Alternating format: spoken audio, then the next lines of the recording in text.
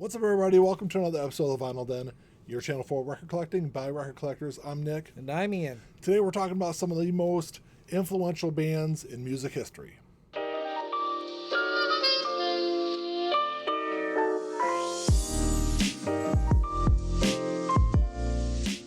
There's a bunch of links down below. You got links for the Vinyl Den Facebook group, for the merch page, for the Spotify and Apple Music playlist that I put together every week, and the Patreon page. So make sure you check all that out. Like always, if you enjoyed the episode, make sure you give me a thumbs up, hit that subscribe button down below, and make sure you hit that notification bell so you're notified every time I release new episodes. So over the last 60 plus years, music has changed so much, and there's been so many different bands that have influenced music in a bunch of different ways. I tried to go maybe not so obvious. I will go obvious. I'm as obvious as they get. Well, I mean, yes and no, I guess, but the first band I wanted to pick was one that they were definitely influenced by other bands that came before them. But I think for their era, they were the band. They were the band that brought their genre back into the mainstream. And I think really changed it from really what it was in the 70s to what it became. They're arguably, at least with the first three albums, it's that one. The first three albums are a type of metal that was not mainstream ever, which is thrash. Yeah. So we're talking about Metallica. They made it mainstream, opening the door for bands like Megadeth. And even bringing out Iron Maiden, bringing them back into the mainstream a bit more. Yes, Metallica did not invent metal, but I think they helped reinvent what metal was, and what they did in the 80s really reshaped it. And like I said, brought it to the mainstream. Yes, what they did in the later part of the 80s and into the 90s, I think a lot of fans, even a lot of their fans, would say that wasn't Metallica, and really kind of got away from their roots. But they were still doing their style of music. Yes, they were changing as music changed, and even in the 90s with Load and Reload and some of the other stuff, yes, it was. They got away from their thrash roots, but they're still influential in what they're doing even in the 90s. Yeah, I mean, any band that's come after them that says that they sold out would, probably sell their souls to have the success and freedom that Metallica's had. I mean, even into like Saint Anger. I mean, some of the other bands that played Tin Buckets, as drums on their albums. No, I'm just joking.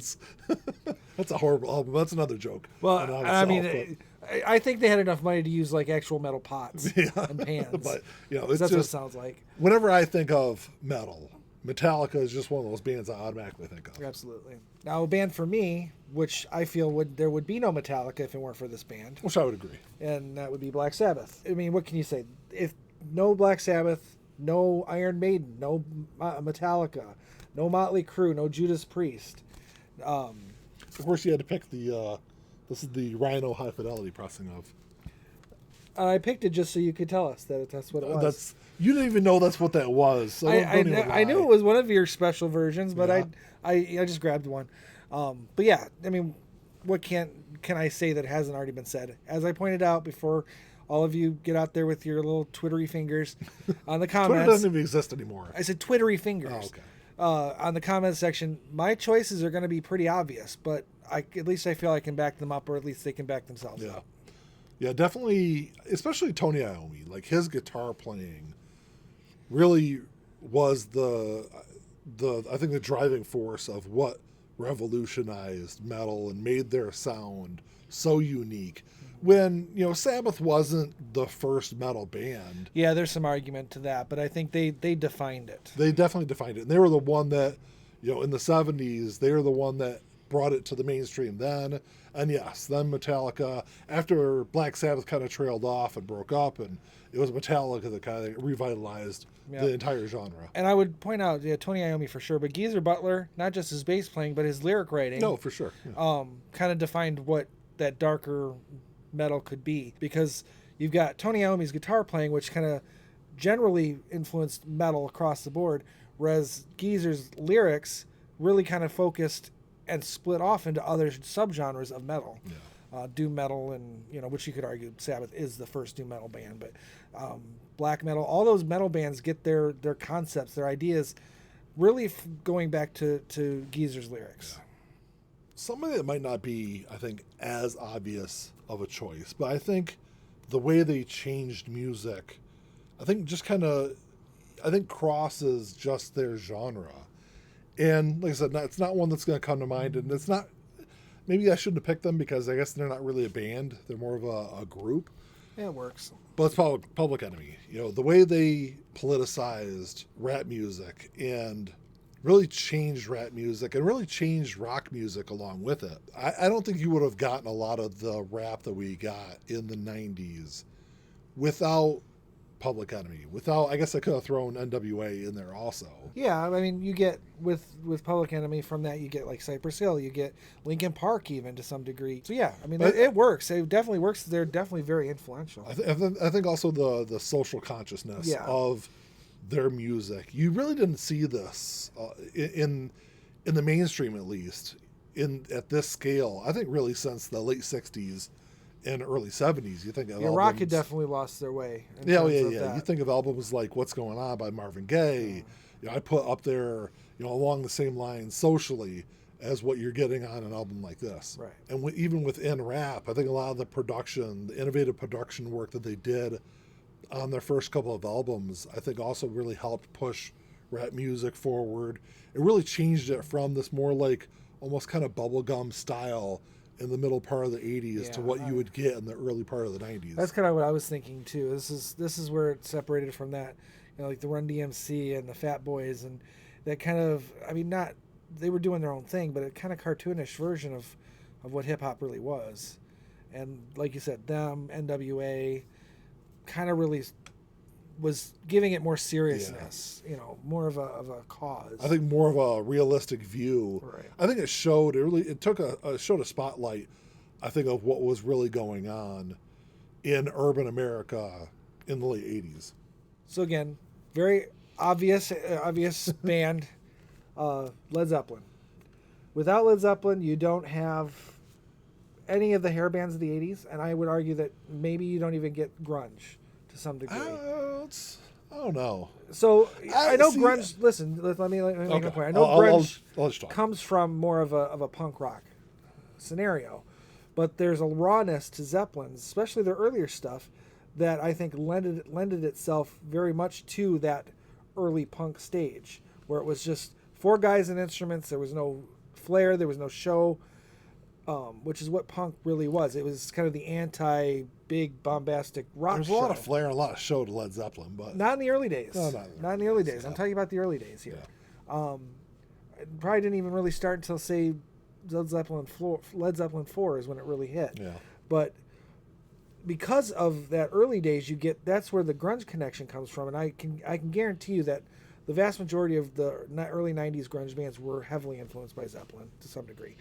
Especially Pearl Jam and Stone Temple Pilots. Those bands, I know they're not really grunge, but those bands, I'm sure, take a lot of their influence from Zeppelin. But then you've got the hair metal, the more showy stuff that I think came from that latter part of Zeppelin. That, you know, that four-piece rock unit, but they're flary, they're big budget shows, and you know that's why I think Led Zeppelin stands out as a huge influence on music. Yeah, I think there's definitely the blues rock influence that they would push moving forward. You know, as far as like grunge goes, I think grunge is more so like punk and hard rock influence there more so than they're hard rock. Yeah, I know that. I know you got to take that blues element out because I mean, I know. Let's face it. Even though they're a blues rock band, they're four white guys. They don't really. The blues doesn't apply other than a more general overall sound. I know that. I know. So, I'm not arguing their influence. They're definitely a highly influential band, but I just think that, you know, I think they're more influential to bands probably in the 70s and 80s than anything really. I mean, they're probably still influential today, but I'm just not sure how influential. Well, you don't get Greta Van Fleet without Led Zeppelin. Oh, for sure. Definitely. And you probably don't get bands like Dirty Honey. Yeah, or bands like the that Used, what were some of those other like early 2000s like just hard rock kind of garage bands, Franz Ferdinand and those bands. You don't get those bands either, and all those came out of that grunge era. That you know, I feel that on a surface level, grunge would exist probably without Zeppelin, but I think Zeppelin helped to kind of that, especially those early. They were in those first sphere. 3 or 4 albums are going to be very influential to any rock artist going forward from 1972 on, and that includes the 90s, and that includes the grunge era. So this is a band that I know I've been somewhat critical of over the years. And I love their early albums. And once they got a little later in their career, I think they've gotten A little pretentious. maybe a little bit, but I think they really helped redefine what alternative rock was in the 90s. And I think they've become one of the more influential bands of the 90s, at least through the early part of the 2000s. And that is Radiohead. Especially OK Computer. I think OK Computer, I think Kid A is probably also a very influential album. I think especially... And arguably better.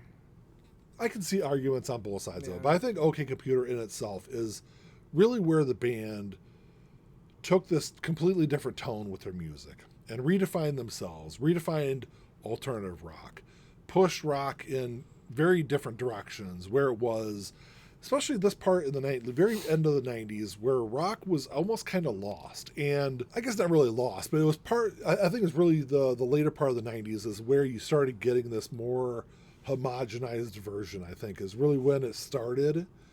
And with Radiohead, they really had this more authentic, unique sound that I think is where, bands really stuck or tied themselves to Radiohead. And that's where their, I think, influence really came from.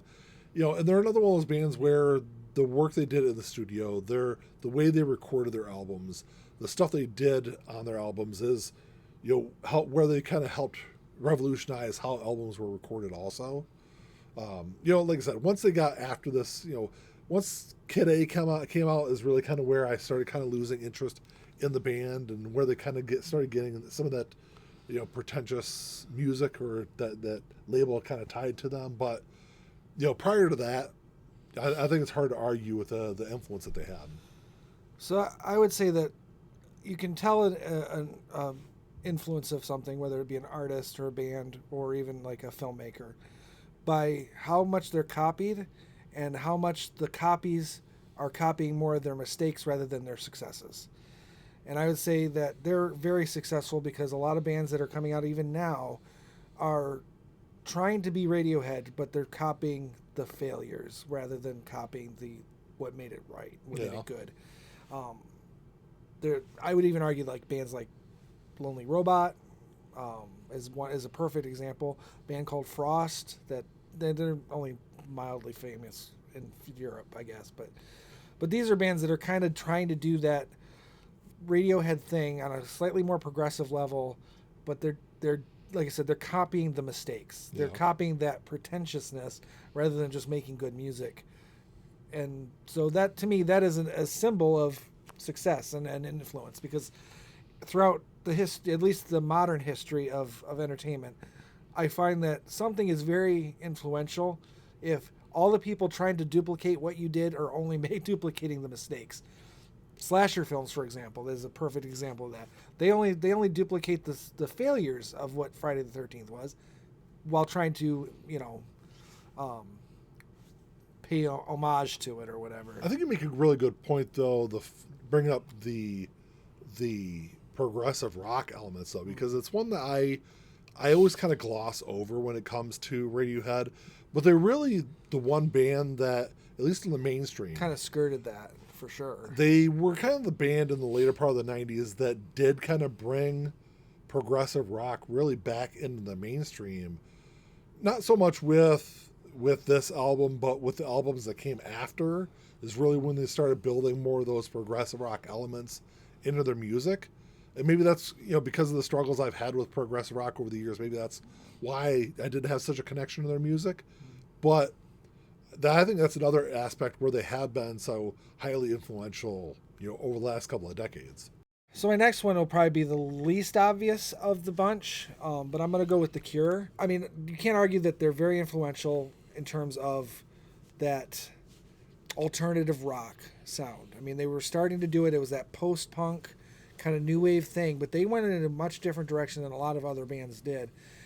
And again, I look at what artists I feel were influenced by them.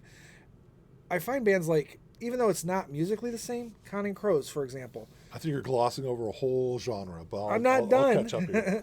But I'm talking about like the introspection side of songwriting from Robert Smith.